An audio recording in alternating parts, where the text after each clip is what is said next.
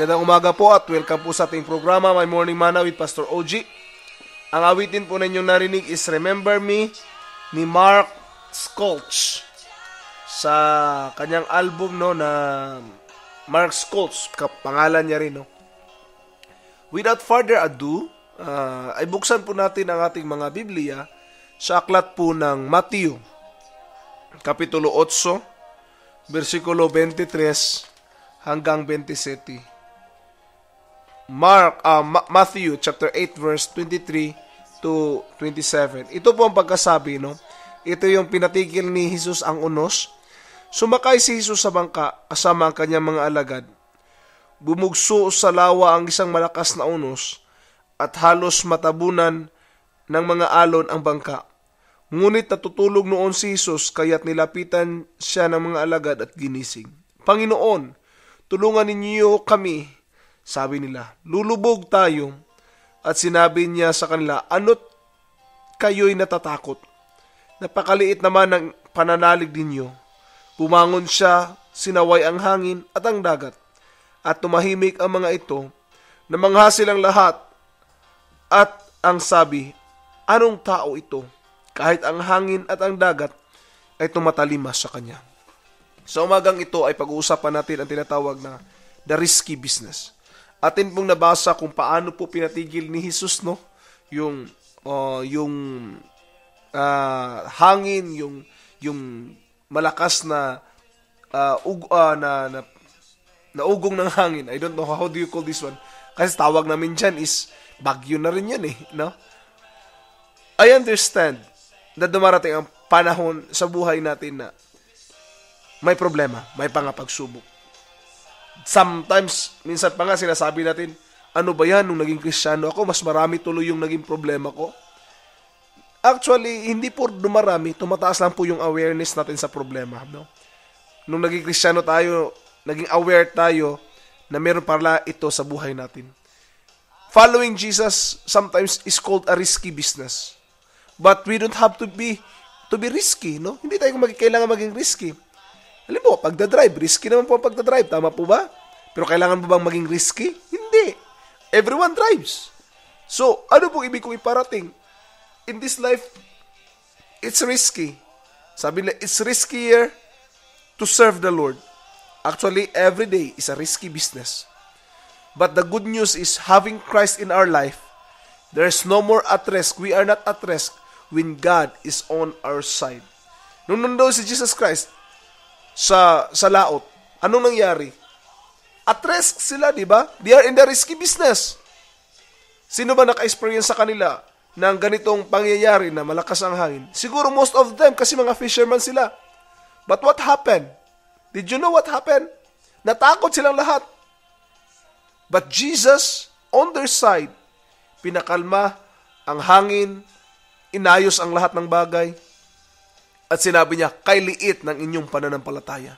Anong ibig parating ng ating Panginoon? Simple lang po. Pagdating ng mga pagsubok, wala tayong ibang pagkakatiwalaan, siya lamang po. Kahit sabihin man natin, risky ang nangyayari sa buhay natin, but with God on our side, everything is fine, everything will be great in our lives. Always consider this. When you are facing tough times in your life, if you are facing the risky business, remember that God is always there. On Christ the solid rock I stand. All other ground is sinking sand. All other ground, all other ground is sinking. Minsan pa pong nagbabalik ang inyong lingkod, ang inyong pong narinig na awitin is The Solid Rock ng For Him and Hymns sa kanilang album na A Place of Worship. Patuloy po tayo sa ating pag-aaral. Sinabi ko po dito sa ating biblical truth that life is all risk. To laugh is a risk appealing as a fool. To love is a risk not being loved in return. Kung tatanungin niyo po ako, anong hindi risky sa buhay na ito? Matulog, risk din po yun. Risk po yun na baka hindi ka na magising.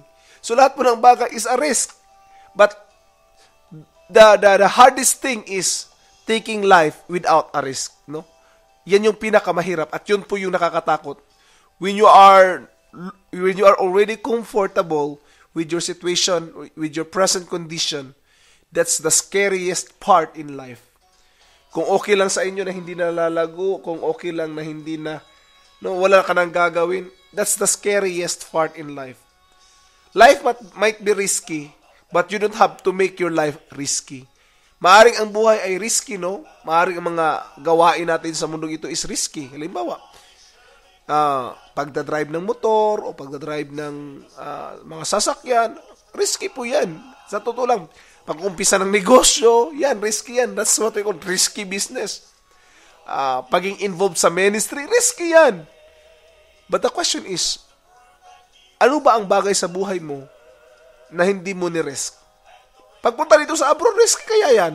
Yung amo mo, hindi mo alam kung sino, di ba? It's a risky decision. But still, you take it. Because you know that the chances is maaaring mabuti at masama. Di ba? Dalawa lang ang pagpipilian. So what my suggestion is so simple. When you are facing the risky condition, we can trust on Christ Jesus. Another point po, there might be risk all around, but Christ on our side, there is safety. Of course, we know that Christ is in us, and our safety is in Christ Jesus. Assurance can be found in the arms of Christ. Kung kahit naghahanap tayo ng assurance, walang iba tayo mahahanapan, si Jesus Christ lang po. So our greatest risk is failing to depend on Him when life seems out of control. Tama po ba? Kung sabihin natin, Pastor, ano ba pinaka-risky? Ang pinaka-risky ay yung hindi na tayo nagtitiwala sa Kanya. Bakit? That moment we are overconfident and things will be out of control in our life. The last point po na gusto kong bibitiwan sa inyo bago tayo magtatapos. Keep your eyes on Jesus and you'll soon lose sight of your fears. Meron ka ba kinatatakot? Focus your eyes on Jesus. Looking unto Jesus, the author and the finisher of our faith.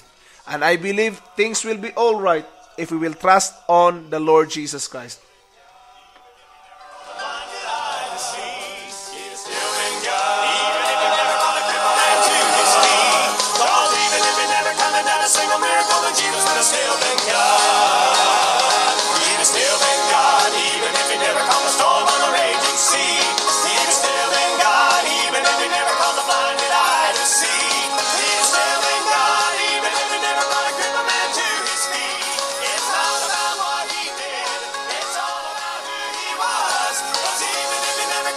Single